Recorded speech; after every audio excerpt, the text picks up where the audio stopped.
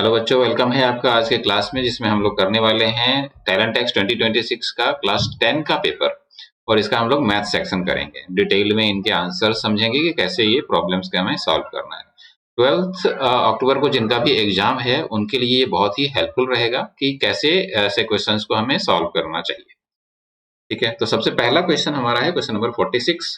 Find the volume of greatest right circular cone in centimetre cube which can be cut from A cube of side 8 centimetre.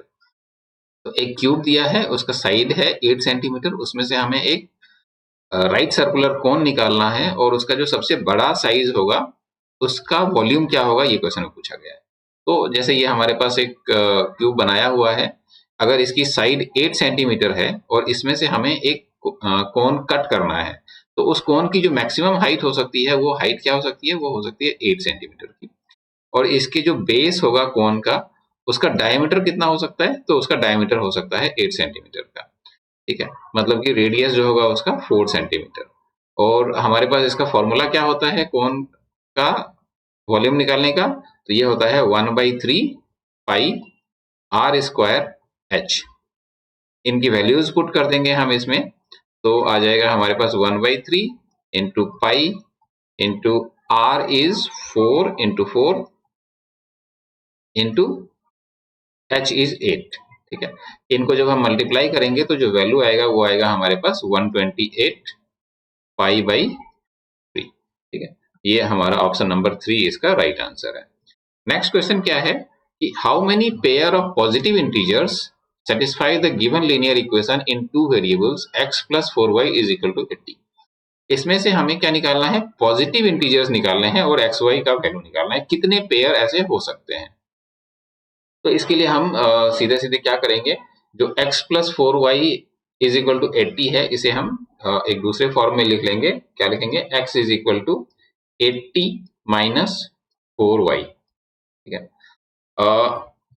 अब इसे अगर positive होना है, x और y को positive होना है, तो इसका क्या मतलब हो जाएगा, इसका मतलब हो जाएगा कि 80 माइनस 4y की जो वैल्यू होगी वो ग्रेटर देन 0 होनी चाहिए, तभी हमारा ये x जो है वो पॉजिटिव होगा। तो इसको हम चेंज करते हैं डायरेक्शंस इसके, तो हमारे पास क्या आ जाएगा, हमारे पास आ जाएगा 4y should be less than 80। अगर ये 4y हमारा 80 से लेस होगा तभी इसकी वैल्यू 0 से ज्यादा होगी। मतलब कि y है, y क्या होगा, y should be less than 20। और y 20 से लेस, और y का भी वैल्यू पॉजिटिव होना चाहिए। तो 20 से लेस कितने वैल्यूज हो सकते हैं, तो 19 हो सकते हैं। 19 तो y के वैल्यू होंगे, और हर 9 y के वैल्यू के लिए हमारे पास एक अलग x आएगा। तो नंबर ऑफ पेयर्स हमारे पास कितने आ जाएंगे, हमारे पास नंबर ऑफ पेयर्स आ जाएंगे 90। ठीक है, नेक्स्ट क्वेश्चन देखते हैं।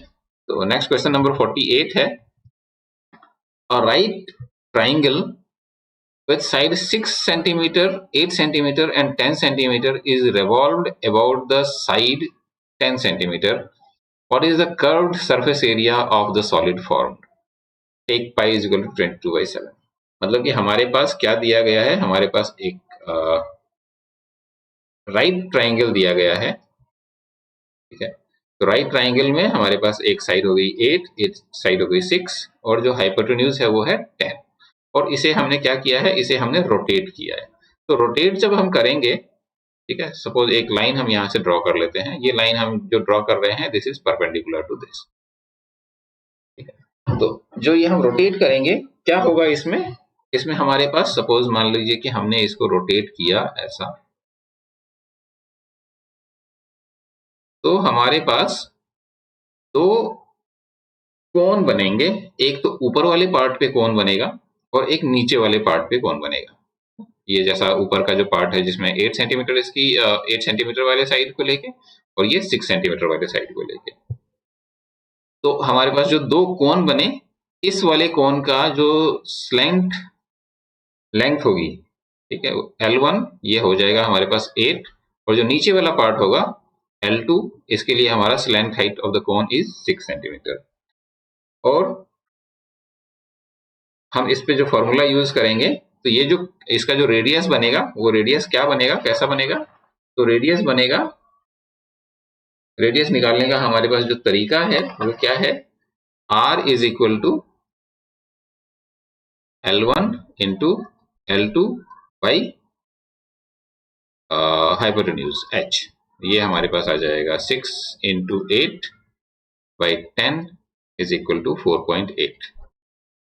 और इस वैल्यू को हम डाल के हम इसका कर्व सरफेस एरिया निकालेंगे। कर्व सरफेस एरिया निकालने का फॉर्मूला क्या होता है? कर्व सरफेस एरिया का फॉर्मूला होता है पाई आर एल।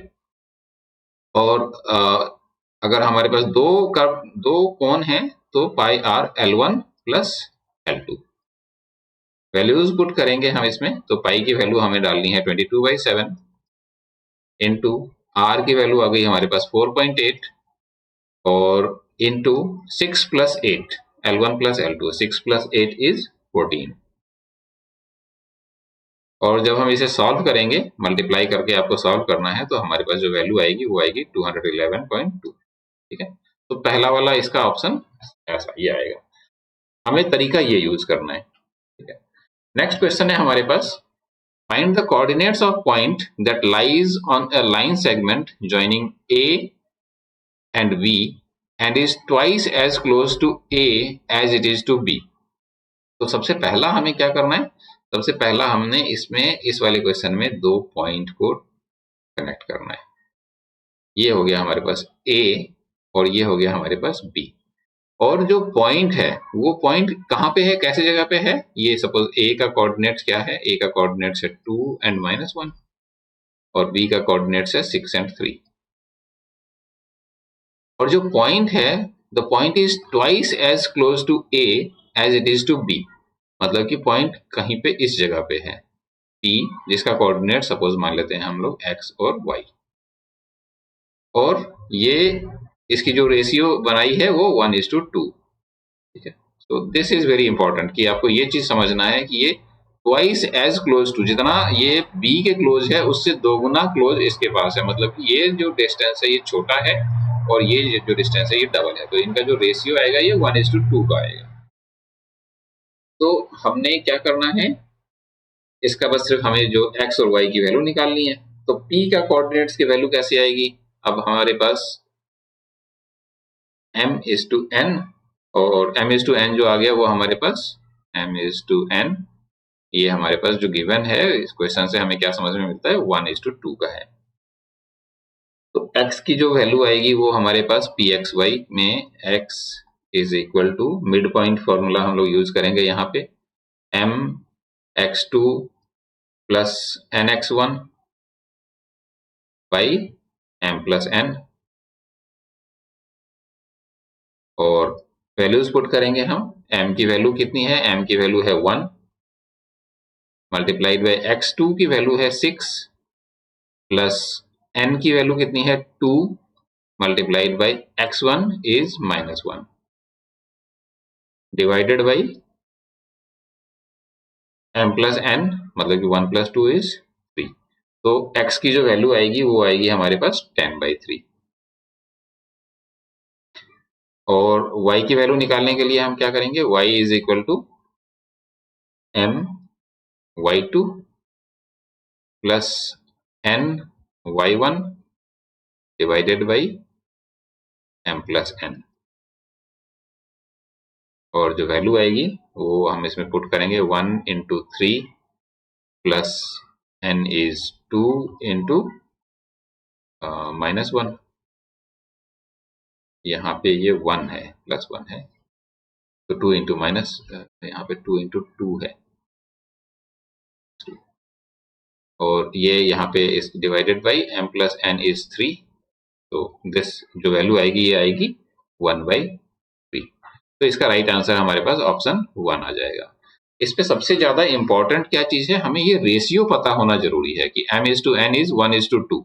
m/n 2:1 ले लेंगे तो हमारा आंसर गलत आ जाएगा। m/n का जो रेशियो है वो 1:2 है as per the question is twice as close to A as it is to B। B से जितना क्लोज है उससे दोगुना क्लोज है ये। ठीक है, तो इससे हमें ये 1:2 का रेशियो निकल के आया है, इसीलिए हमारा ऑप्शन ए हो जाएगा। अगर ये हमारे पास उल्टा होता तो ऑप्शन चेंज हो जाता, ऑप्शन 4 हो जाता।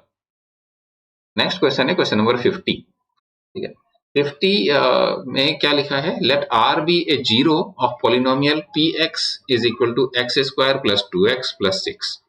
Find the value of r in +2, r+3, r+4 और r+5। ये थोड़ा सा लंबा क्वेश्चन है और इसमें आपको टाइम लगने वाला है। तो इस क्वेश्चन को सॉल्व करने के लिए हम लोग क्या करेंगे, सबसे पहले हम क्या जानते हैं कि क्या दिया है कि r जो है वो इसका एक जीरो है ना, मतलब कि r इसका एक रूट है। तो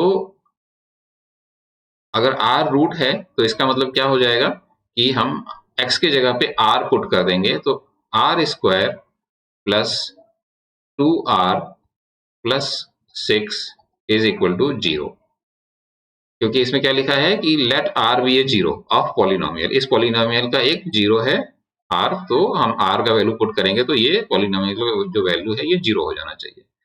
इसे हम चेंज करेंगे थोड़ा सा, तो हमारे पास निकल के आएगा r² is equal to -2r -6।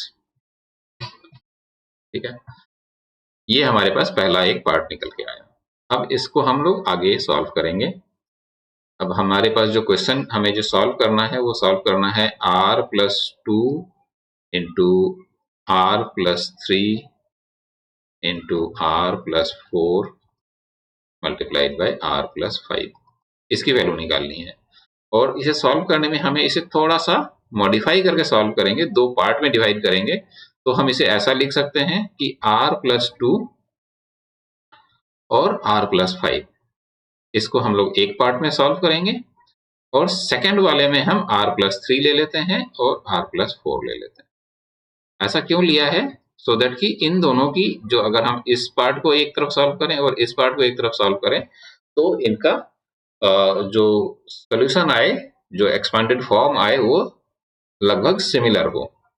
ये बहुत इंपॉर्टेंट स्टेप है। ठीक है, ये इंपॉर्टेंट स्टेप है कि आपको ये ऐसा करना चाहिए।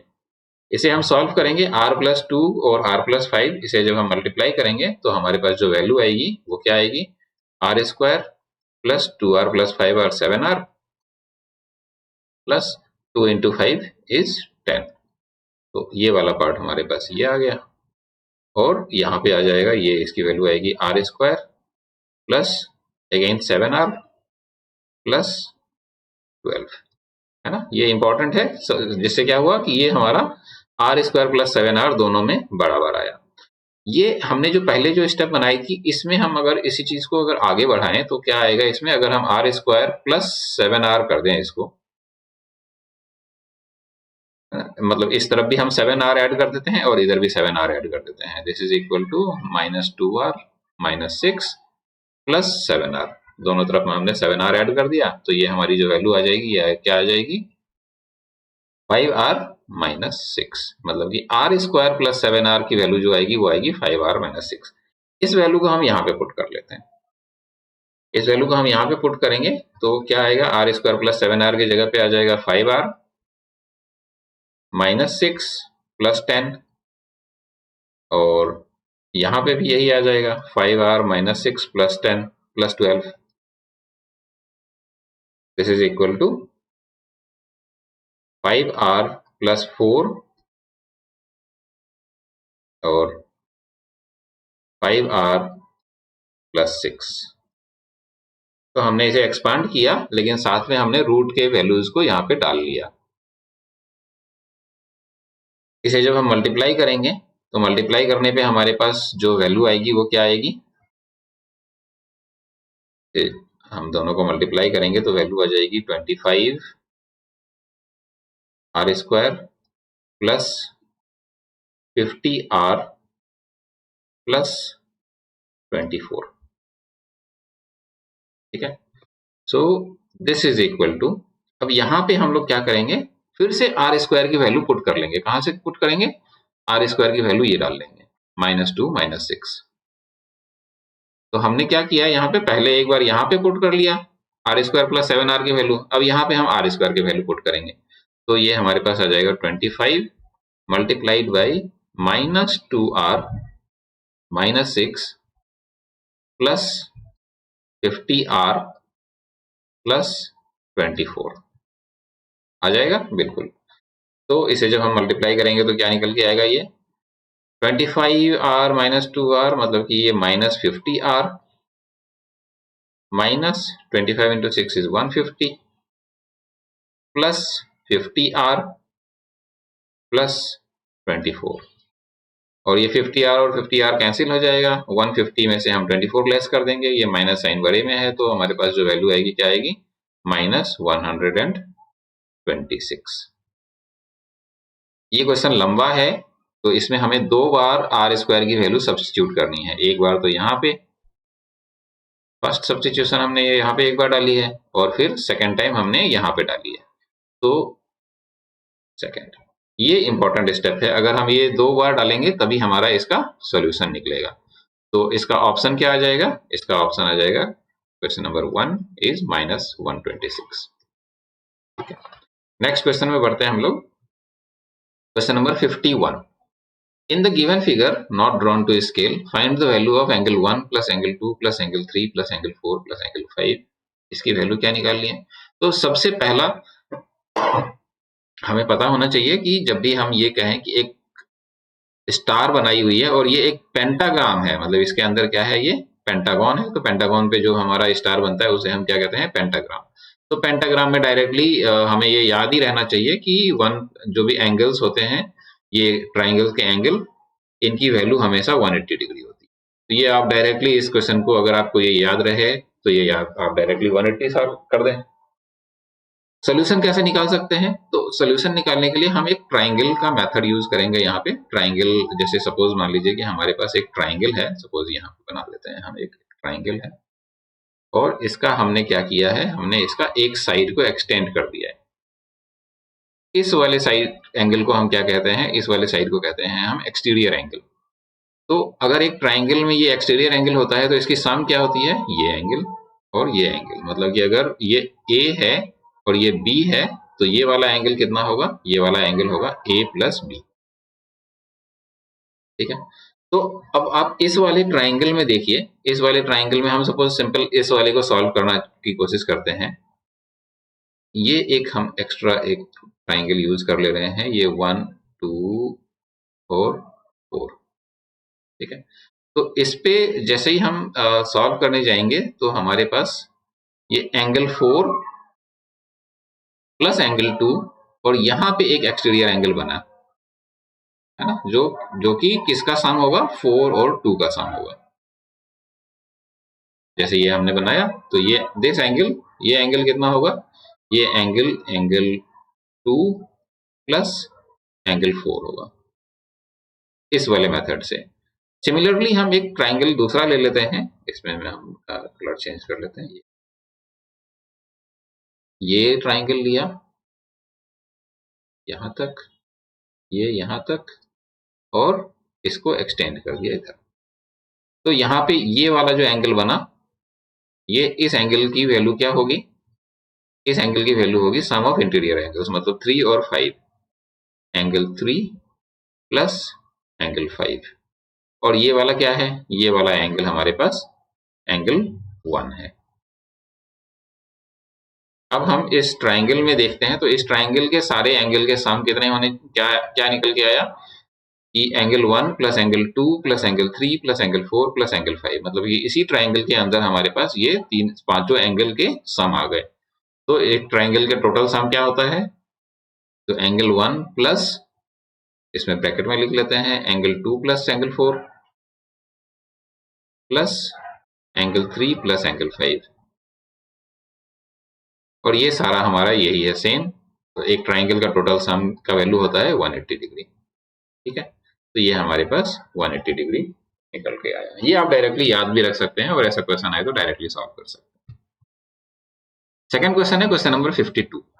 क्वेश्चन नंबर 52 में लिखा है कि if m is equal to a cos cube theta plus 3a cos theta sine square theta plus n is equal to a sine cube theta plus 3a cos square theta plus sine theta, then find the value of m plus n 2/3 plus m minus 1 2/3। Solve करना बहुत ही लंबा हो जाएगा, इसे जब भी हम अगर सॉल्व करने जाएंगे तो हम इसमें आइडेंटिटीज यूज कर सकते हैं कि cos cube theta plus sign cube theta का क्या आइडेंटिटी आएगा। लेकिन एक इसको हम बहुत ही शॉर्टेस्ट मेथड से कर सकते हैं।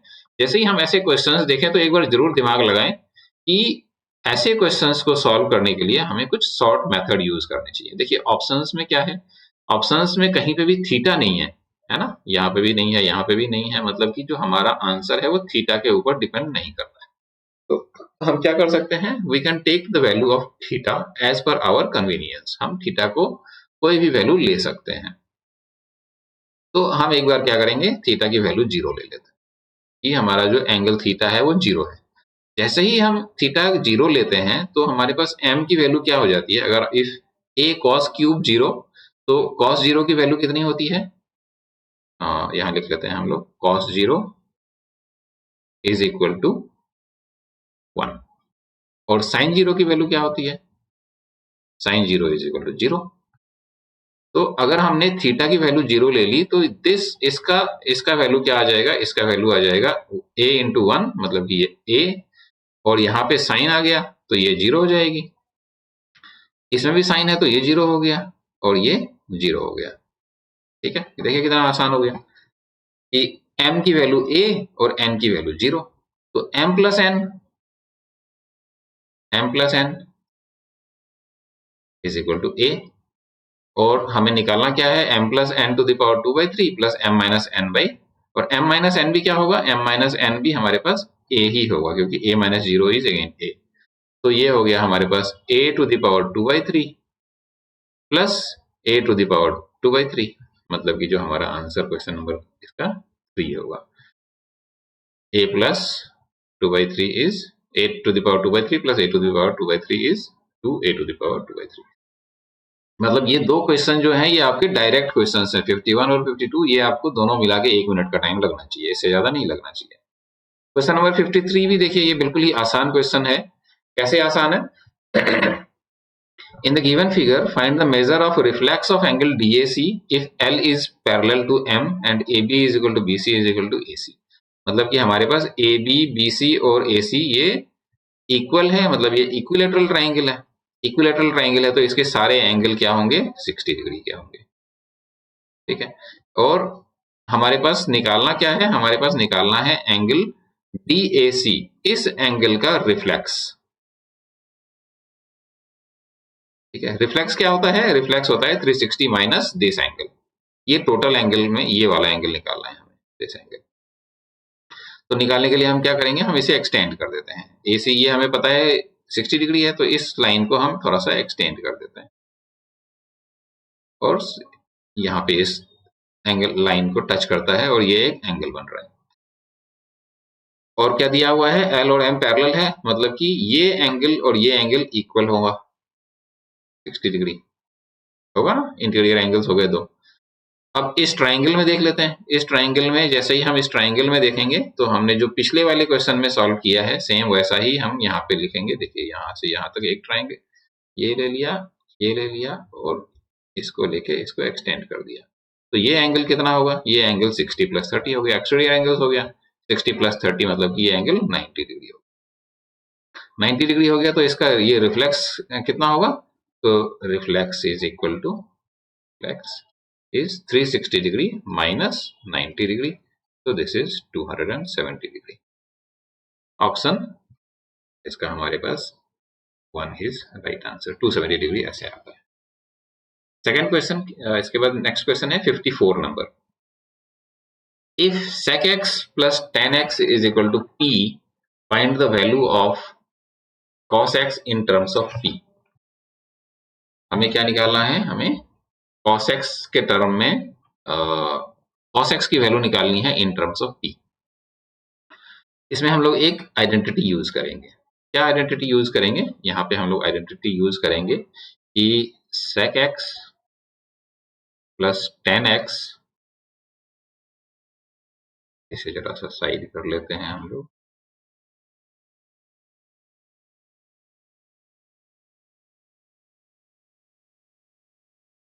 sec x plus tan x multiplied by sec x minus tan x is equal to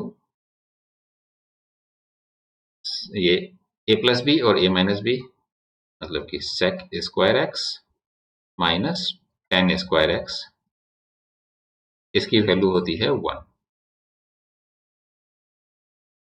ठीक है, तो हमारे पास क्या दिया हुआ है, हमारे पास पहले दिया हुआ है sec x plus tan x, this value is equal to p ना।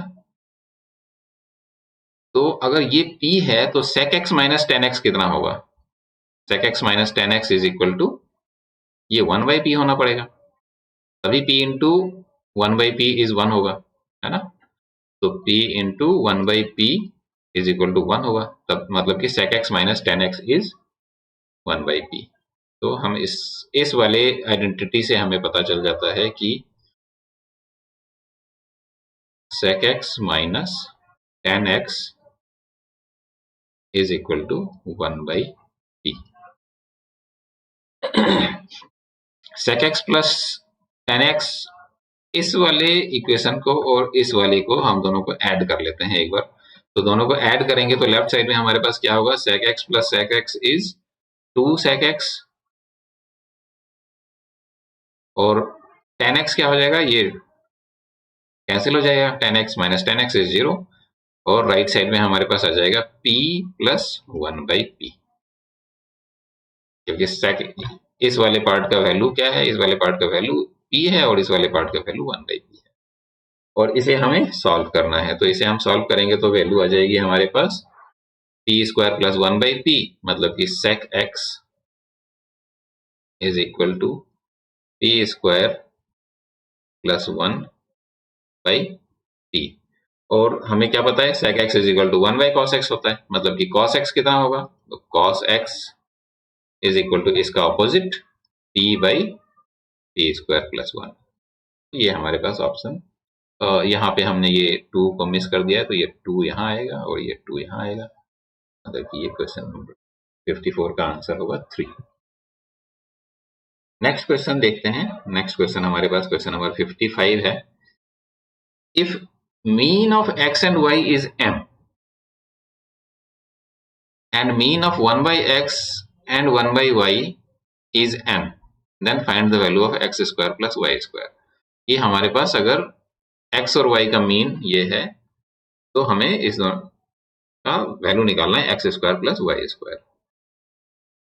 m क्या बताया, m is equal to x plus y by 2, mean of x and y, और n क्या बताया कि n बताया n is equal to 1 by x plus 1 by x by 1 by y by 2, और इसे हम आगे सॉल्व कर लेते हैं। तो ये आ जाएगा हमारे पास x plus y by 2xy। ठीक है,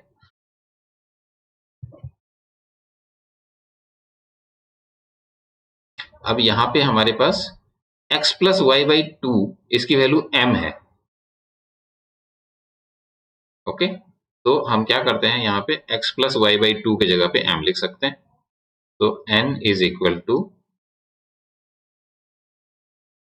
m बाई एक्स वाई। क्यों, क्योंकि हमने यहाँ पे क्या किया, यहाँ पे हमने x प्लस वाई बाई 2 इसको m से रिप्लेस कर दिया, तो n is equal to m by x y, मतलब this implies x y is equal to m by n।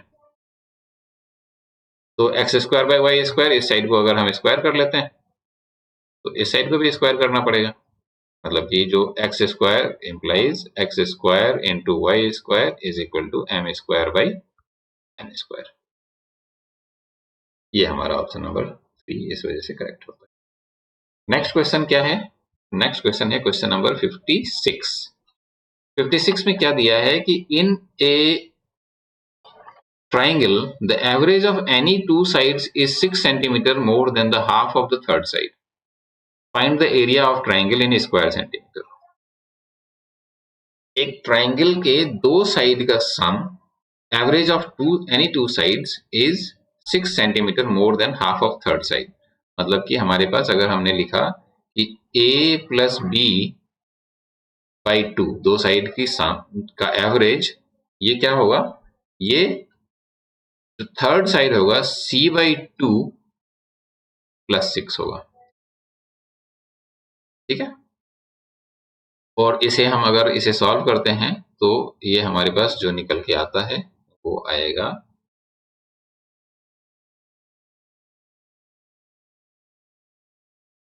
a + b,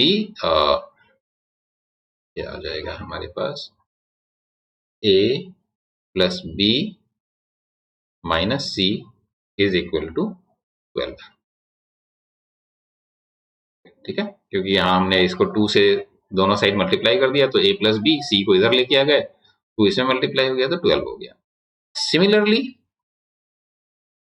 हम क्या लिख सकते हैं? सिमिलरली हम लिख सकते हैं कि b + c/2 = a/2 + 6 implies b + c - a = 12।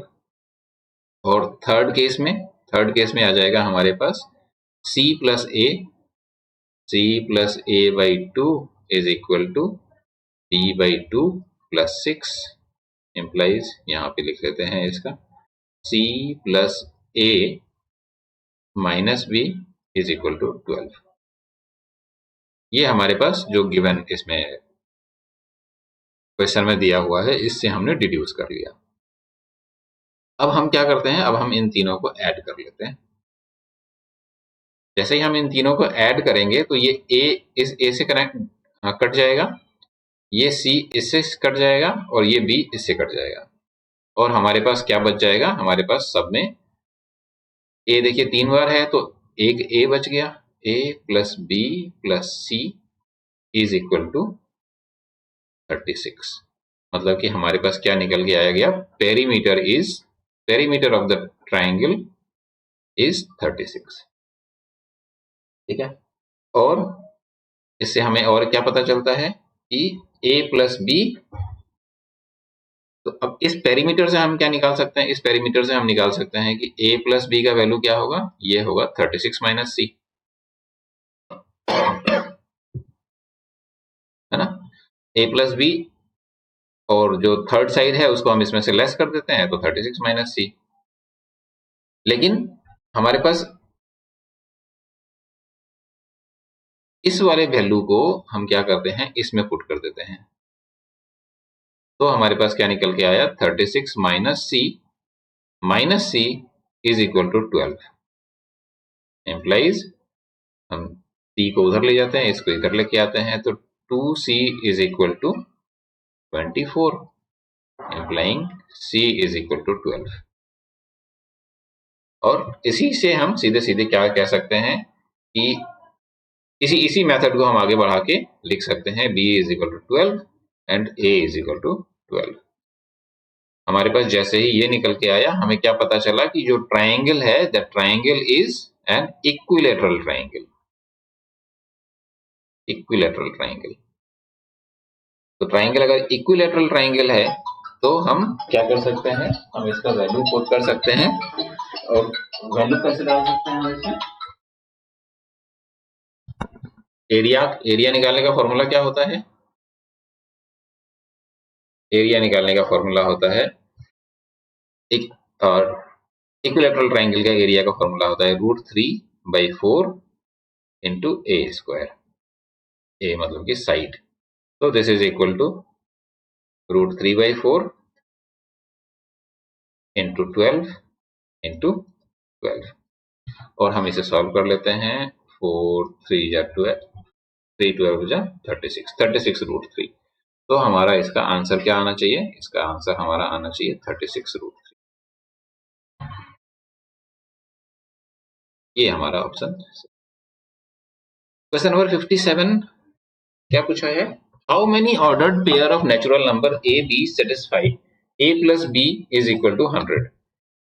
ठीक है, ये क्वेश्चन हमारे पास अभी थोड़ी देर पहले ही एक हमने क्वेश्चन सॉल्व किया है, उसी तरीके से सॉल्व करना है कि इसमें हमें दिया है कि नेचुरल नंबर का कितने पेयर बनेंगे। a + 2b = 100। इससे तो हम इसे फिर से कैसे सॉल्व करेंगे? जैसा पहले किया था हमने, a को a is equal to 100 minus 2p कर देते हैं, और a को क्या होना है? नेचुरल नंबर होना है। a अगर नेचुरल नंबर होना है मतलब कि 100 माइनस 2b क्या होगा? ये ग्रेटर देन 1 होना चाहिए इसे, तभी ये नेचुरल नंबर हो। ग्रेटर देन 0 होना चाहिए इसे, तभी ये नेचुरल नंबर होगा, है ना? तो ये अगर ग्रेटर देन 0 होगा मतलब कि दिस इंप्लाइज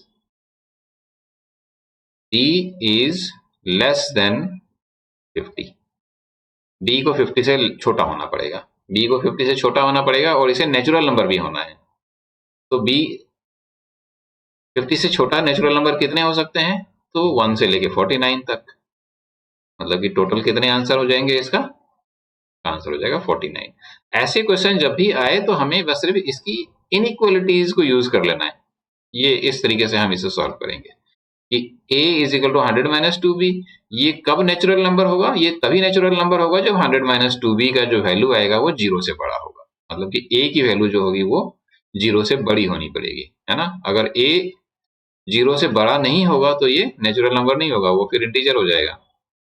नेचुरल नंबर होने के लिए इसे a से 0 से बड़ा होना पड़ेगा, तो हम इसमें डायरेक्टली इनइक्वालिटी यहाँ डाल देते हैं, inequality is greater than 0, so b is less than 50, मतलब कि ये आंसर। नेक्स्ट क्वेश्चन है क्वेश्चन नंबर 58। क्वेश्चन नंबर 58 इसे हम सॉल्व करते हैं। क्या लिखा है आगे, इधर हम ले लेते हैं थोड़ा सा।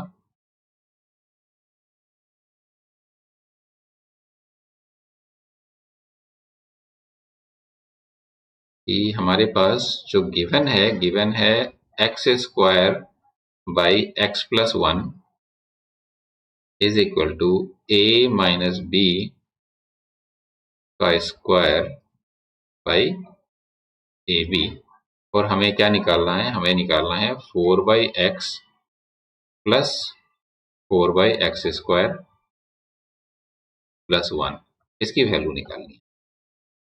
इसे हम कैसे सॉल्व करेंगे? तो इस वाले को हम थोड़ा सा एक्सपांड करते हैं, x square plus x plus 1, इसे हम एक्सपांड करेंगे तो हम क्या लिख सकते हैं? इसे अलग अलग कर लेते हैं।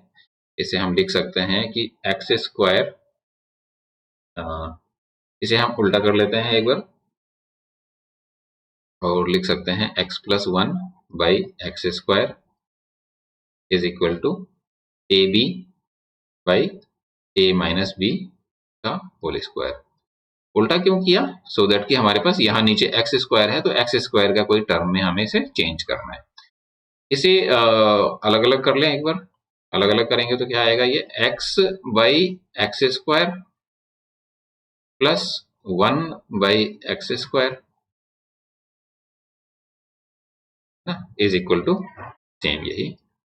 और इस वाले को हम आगे क्या लिख सकते हैं? इसे हम और लिख सकते हैं कि x बाई एक्स स्क्वायर, मतलब कि ये हो जाएगा हमारे पास, this implies 1 by x plus 1 by x square is equal to same ये value a b by a minus b का स्क्वायर। ये हमने इस वाले को एक्सपांड किया तो हमारे पास ये निकल के आया। अब नेक्स्ट हम क्या करेंगे? हम इसको सॉल्व करते हैं, थोड़ा सा इसको अलग अलग करते हैं। इसमें देखिए इस दोनों में 4 कॉमन है, तो 4 को हम बाहर निकाल लेते हैं और यहाँ लिख लेंगे, क्या बच जाएगा? 1 by x plus 1 by x square plus 1, ठीक है। और हमने यहाँ पे भी सॉल्व किया है तो क्या निकला है हमारे पास? 1 by x plus 1 by x square is a b by a minus b square. तो हम यहाँ लिख देंगे 4 a b by a minus b का स्क्वायर प्लस 1। सॉल्व करेंगे तो हमारे पास ये आ जाएगा, यहाँ ऊपर बच जाएगा इधर 4 ए बी प्लस, इनका एलसीएम ले लेते हैं, नीचे हम ए माइनस बी का स्क्वायर लिख देते हैं, और ऊपर हम इसे यहाँ मल्टीप्लाई कर लेंगे और इसे एक्सपेंडेड फॉर्म में लिख लेते हैं डायरेक्टली। एक्सपेंडेड फॉर्म में लिखेंगे तो ये हो जाएगा a square plus b square minus 2 a b. 4 a b minus 2 a b plus 2ab. So this is equal to a square plus b square plus 2ab, a square plus b square plus 2ab by a minus b का whole square. और ऊपर का part को हम क्या लिख सकते हैं, ऊपर वाले पार्ट को हम लिख सकते हैं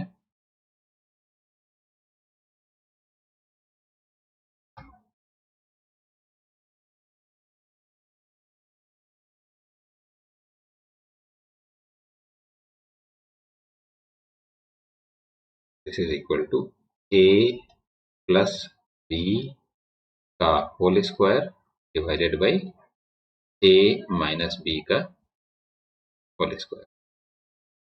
ठीक है, तो ये हमारा डायरेक्टली यहाँ पे सॉल्व हो गया, और मतलब कि इसका जो आंसर होगा इस वाले क्वेश्चन का वो क्या होगा,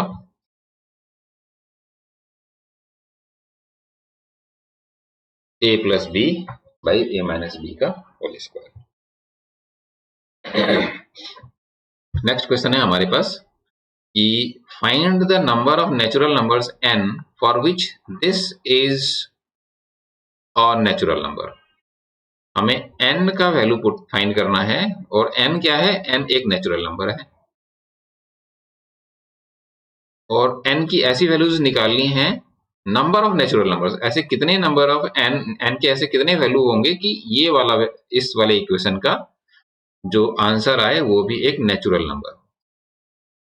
कैसे सॉल्व करेंगे इसे हम, तो इसे सॉल्व करने का हम आगे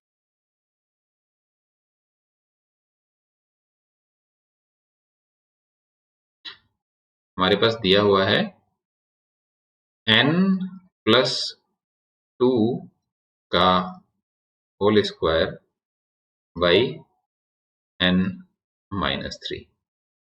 इसे एक्सपांड कर लेते हैं एक बार, तो एक्सपांड करते ही हमारे पास क्या आएगा, n square plus 4n plus 4 divided by n minus 3। इस n square plus 4n plus 4 को हमें ऐसे ब्रेकअप करना है जिससे कि हमारा ये इसमें एक n माइनस 3 वैल्यू आ जाए। n माइनस 3 वैल्यू लाने के लिए हम क्या कर सकते हैं, इसको हम थोड़ा सा एक्सचेंज कर सकते हैं, n square plus 4n minus 21 plus 25, इसकी वैल्यू हमारे पास 4 हो गई, तो हमने इस 4 को चेंज कर लिया ऐसे -21 plus 25 divided by n minus 3। This is equal to, अब इसे हम फैक्टराइज कर लेते हैं, n square plus 4n minus 21, तो ये हमारे पास फैक्टराइज करेंगे तो n स्क्वायर प्लस 7n लिख लेते हैं इसे, माइनस 3n लिख लेते हैं इसे, और माइनस 21 लिख लेते हैं, plus 25 divided by n minus 3। तो दिस इज इक्वल टू, ऊपर हमारे पास क्या आ जाएगा, n प्लस 7 और n minus 3 plus 25 by n minus 3।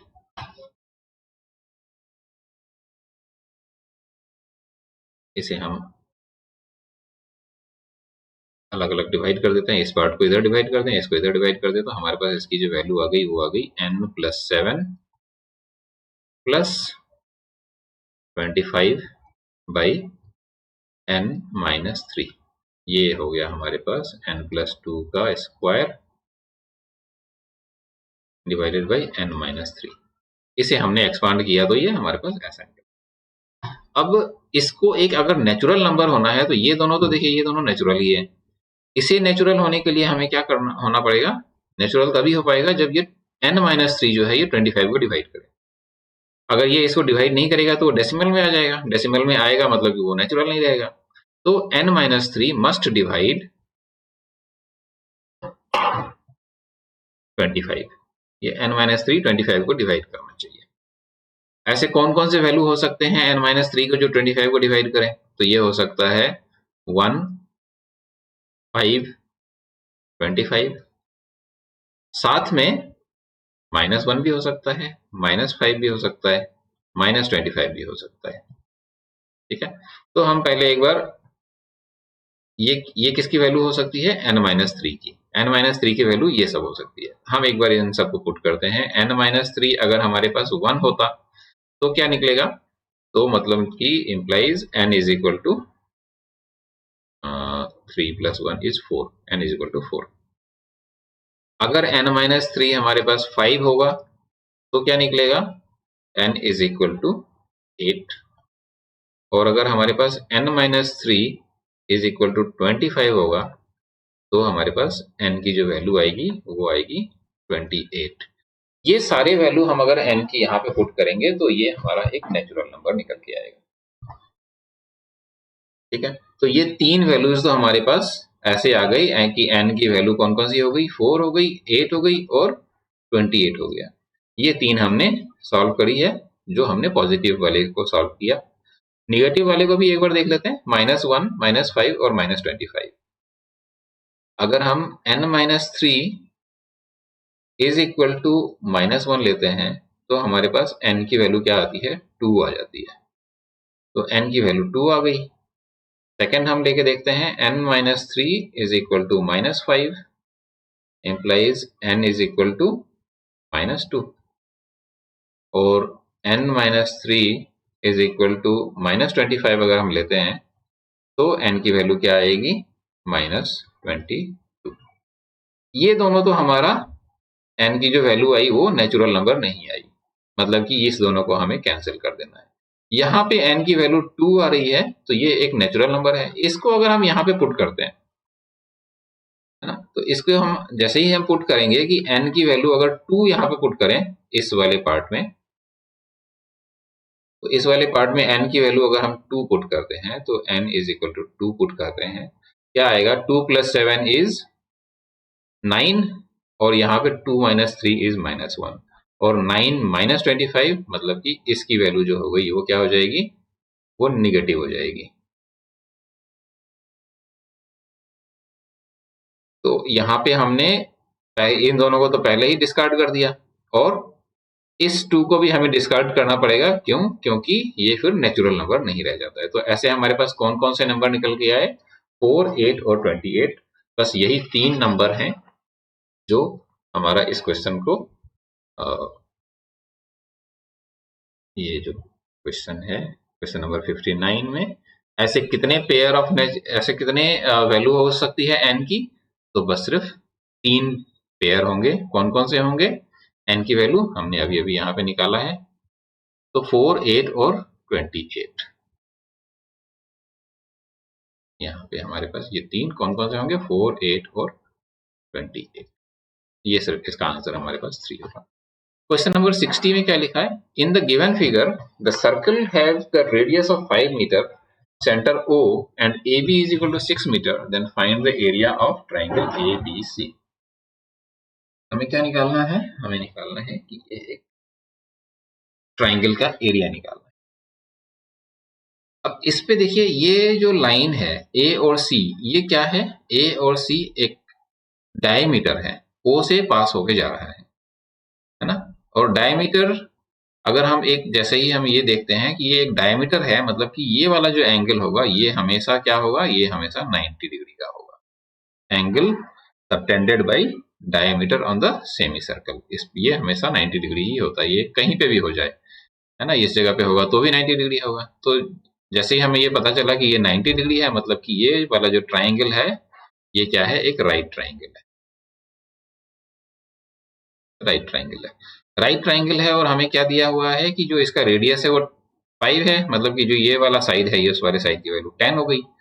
और AB इज इक्वल टू 6, ये 6 है और ये वाला एंगल हमारा 90 डिग्री है, मतलब कि 8 स्क्वायर, ये 8 तो यहाँ पे इन्होंने निकाल रखा हुआ है, मतलब कि जो BC square plus AB square